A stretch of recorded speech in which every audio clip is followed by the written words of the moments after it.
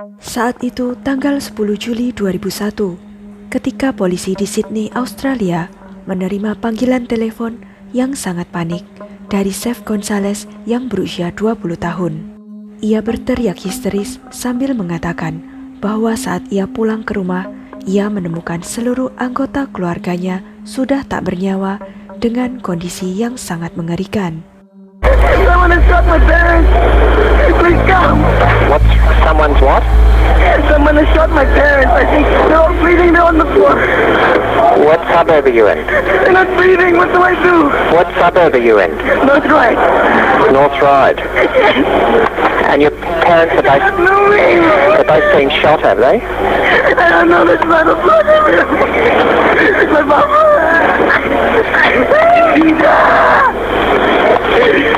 Just hold on. Yeah, we will. We're sending the ambulance now. Bagaimana kisah lengkapnya?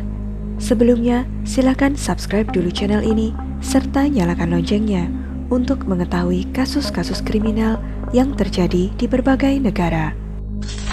Chef Gonzales yang saat itu baru pulang ke rumah setelah pergi sampai larut malam dengan seorang teman, menemukan pemandangan yang sangat mengerikan. Di lorong dekat pintu masuk rumahnya, ia menemukan ayahnya yang berusia 46 tahun, Teddy Gonzales, telah ditikam berkali-kali di bagian dada. Di ruang tamu, dia menemukan jenazah ibunya yang berusia 43 tahun, Mary Josephine Gonzales, yang juga ditikam hingga tewas dan tenggorokannya disayat. Kemudian di kamar tidur di lantai atas, ia menemukan saudara perempuannya yang berusia 18 tahun, Claudine Gonzales, yang sedang berbaring telungkup dengan leher tergorok. Selain pembunuhan brutal itu, rumahnya telah digeledah dan grafiti rasis telah disemprotkan di dinding. Pembunuhan yang mengerikan ini mengirimkan gelombang kejutan ke seluruh wilayah yang dikenal dengan tingkat kejahatan yang rendah. Pemikiran bahwa seseorang telah menargetkan keluarga secara khusus karena ras mereka tidak dapat dipahami oleh penduduk setempat. Ada ketakutan massal bahwa si pembunuh dapat menyerang rumah lain kapan saja pada malam hari. Mereka sangat was-was dan berusaha memastikan untuk memeriksa ulang kunci mereka setiap hari. Beberapa hari setelah pembantaian yang mengerikan itu, Chef Gonzales membuat permohonan sambil menangis di televisi saat konferensi polisi, meminta si pembunuh untuk mengaku. Ia bahkan menawarkan hadiah $100.000 Australia untuk informasi apapun. Sulit untuk menjelaskan cinta dan ikatan dalam keluarga saya. Tetapi jika Anda menggambarkan 4 penjuru dunia, di dunia saya, kami adalah 4. 3 penjuru dunia saya sekarang hilang. Cara terbaik yang bisa saya lakukan untuk menggambarkan ayah saya adalah bahwa ia adalah pahlawan dan panutan saya. Ibu adalah jantung keluarga saya. Ia adalah jantung dari teman-temannya dan siapa saja yang mengenalnya. Adikku adalah kehidupan dalam keluarga. Ia ahli dalam tersenyum dan membuat kami semua percaya bahwa hidup harus dianggap mudah.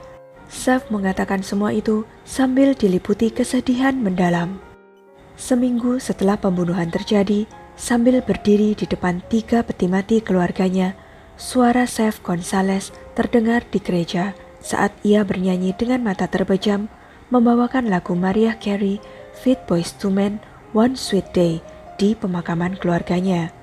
Namun terlepas dari kesedihan dan permohonannya, ada sesuatu yang aneh tentang perilaku Chef.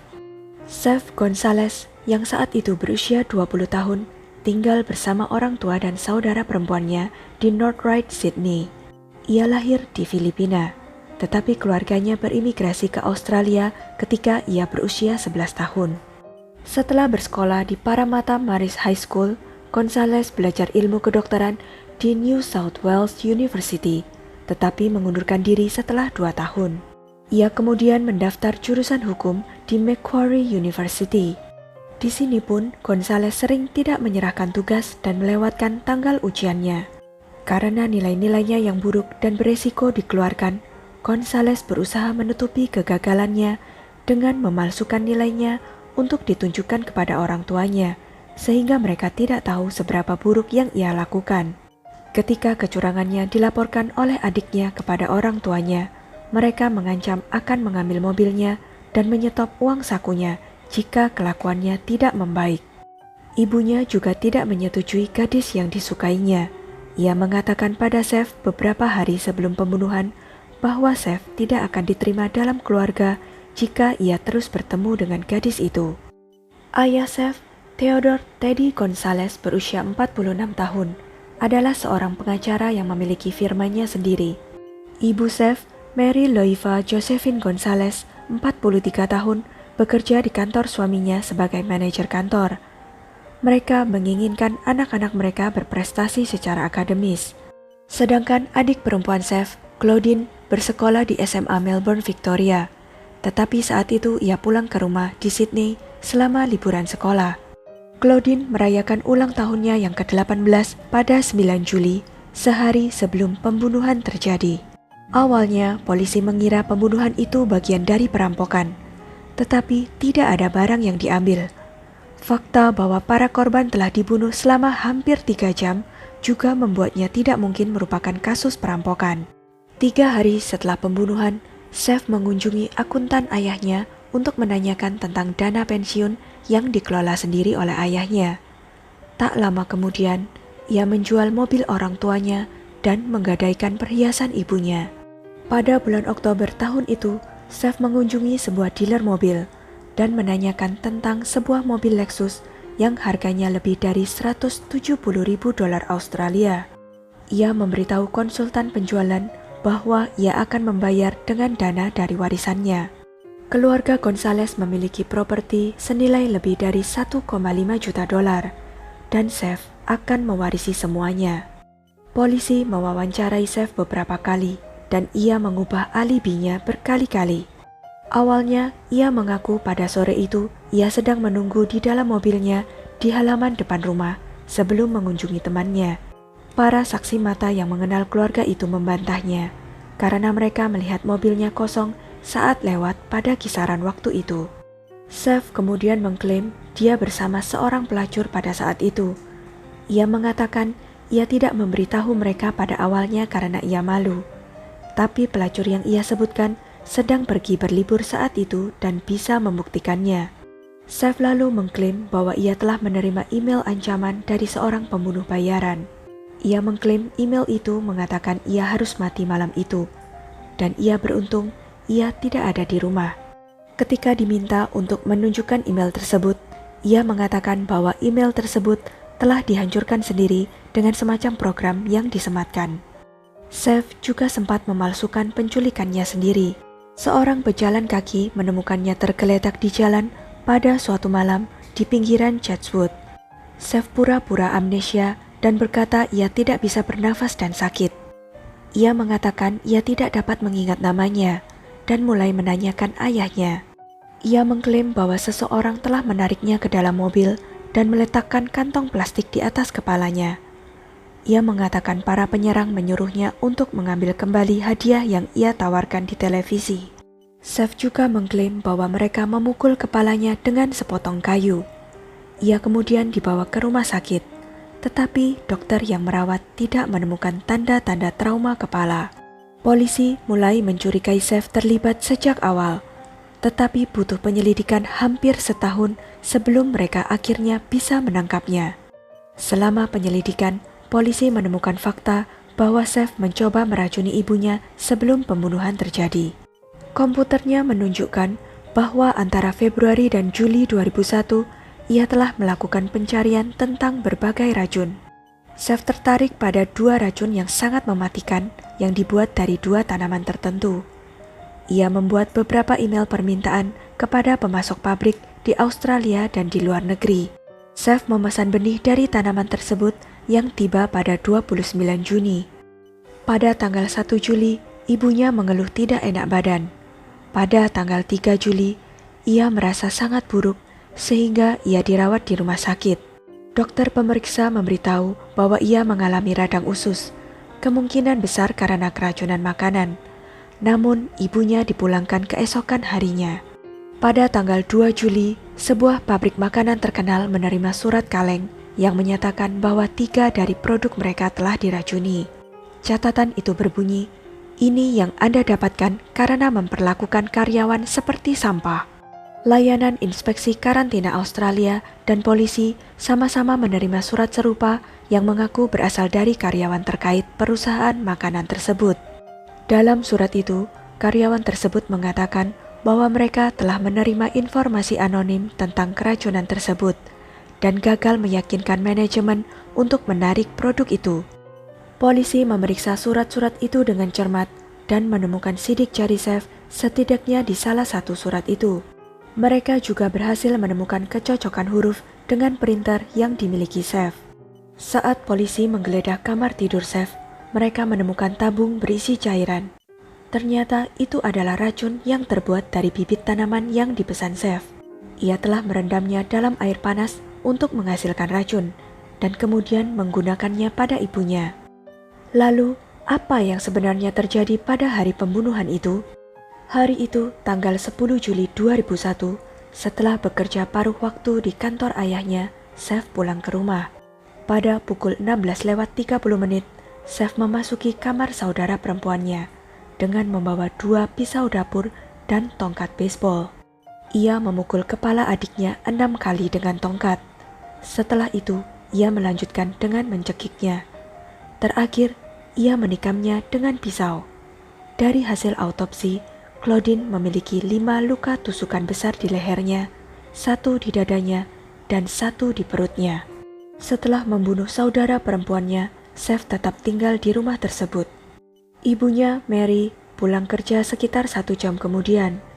Pukul 17:30, chef menyerangnya tak lama setelah ia memasuki rumah. Tubuhnya kemudian ditemukan di antara ruang tamu dan ruang makan.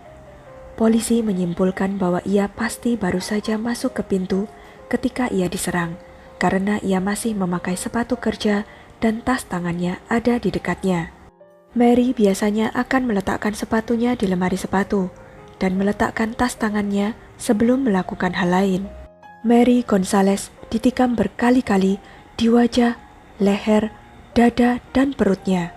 Serangan itu begitu agresif, sehingga batang tenggoroknya terbelah menjadi 2. Ayah chef, Teddy Gonzalez, pulang kerja sekitar pukul 18:50. Ia juga diserang di pintu depan. Ia ditikam beberapa kali di leher, dada, punggung, dan perut. Paru-paru kanan dan jantungnya juga terkena tusukan. Sumsum tulang belakangnya juga sebagian terputus. Polisi kemudian menyimpulkan bahwa ia dibunuh dengan usaha yang jauh lebih besar daripada yang dibutuhkan. Ia ditemukan masih mengenakan pakaian kerja dan sepatu dengan tas kerjanya tergeletak di dekatnya. Setelah pembunuhan, chef mengambil sekaleng cat semprot dan menulis kata-kata rasis di dinding ruang tamu. Ia kemudian membuang pisau dan tongkat baseball beserta pakaian yang ia kenakan, di mana barang-barang bukti ini tidak pernah ditemukan. Chef lalu keluar rumah dan pergi menemui temannya yang bernama Sam Daisilo pada pukul 20. Mereka telah berjanji untuk bertemu sehari sebelumnya. Sam tidak tahu menahu tentang pembunuhan itu. Keduanya pergi ke kota dan makan di Planet Hollywood. Kemudian mereka mengunjungi pusat video game selama beberapa jam. Chef kemudian menurunkan Sam di rumahnya sekitar pukul 11:30 malam itu, sebelum pulang ke rumahnya sendiri. Begitu chef tiba di rumah, ia melakukan panggilan darurat ke layanan ambulans. Ia memberitahu operator bahwa orang tuanya telah ditembak dan ada banyak darah. Operator kemudian mengatakan bahwa ia terdengar putus asa. Selanjutnya, ia pergi ke rumah tetangganya dan menggedor pintu. Ia memberitahu tetangganya bahwa keluarganya ditembak dan meminta bantuan. Tetangga itu meski bersimpati menolak masuk rumah bersama chef. Tetangga lain, Shane Henley, mendengar suara itu dan menawarkan bantuan. Shane kemudian menjelaskan penampakan chef.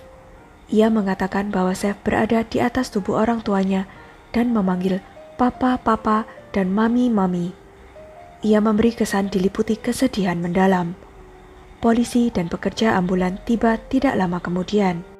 Kebohongan lain yang ia berikan kepada teman dan keluarganya juga hancur begitu polisi mulai menyelidiki. Chef telah memberitahu teman-temannya bahwa ia menderita kanker, bahwa ia sedang sekarat, dan bahwa ia membutuhkan uang untuk pengobatan. Ia mengaku ditawari kontrak rekaman setelah bernyanyi di pemakaman keluarganya. Seth juga pernah membual kepada pacarnya bahwa seorang pelacur mengatakan ia sangat baik di tempat tidur, sehingga ia tidak perlu membayar. Sebuah fanpage yang didedikasikan untuk Seth Gonzalez yang menurut pengakuannya dibuat oleh seorang teman baik, ternyata dijalankan sepenuhnya oleh dirinya sendiri. Seth adalah pembohong kompulsif dan ahli penipuan. Namun, meskipun ia pikir ia bisa sekali lagi berbohong untuk keluar dari kesulitannya, semuanya akhirnya terbongkar. 11 bulan setelah Seth membantai keluarganya, ia akhirnya ditangkap pada Juni 2002. Pengadilan menetapkan bahwa ia mempunyai motivasi ganda untuk melakukan pembunuhan itu. Ia menginginkan uang sekaligus properti orang tuanya, dan ia takut kehilangan mobilnya serta hak istimewa lainnya karena prestasinya yang buruk di universitas. Ia dituntut dengan 3 dakwaan pembunuhan. Pada 17 September 2004, sehari setelah ulang tahunnya yang ke-24, Seth Gonzalez dijatuhi 3 kali hukuman penjara seumur hidup tanpa kemungkinan pembebasan bersyarat atas pembunuhan keluarganya. Pada November 2007, ia mengajukan banding atas putusan bersalahnya, tetapi dibatalkan. Sampai hari ini, ia masih mempertahankan ketidakbersalahannya.